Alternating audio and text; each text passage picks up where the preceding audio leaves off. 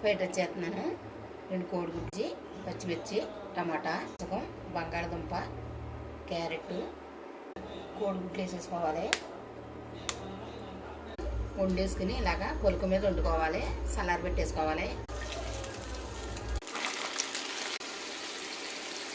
ఈ నెయ్యి ఇప్పుడు ఇందులో రైస్ వేసేసుకుందాం. రైస్ వేగాలి. సాల్ట్ వేసాం కనుక కొంచెం మిరియాల పొడి, మసాలా, కొంచెం చిల్లీ సాసు, టమాటా సాసు, వెనిగర్ వేయట్లేదు, టేస్టింగ్ సాల్ట్ను.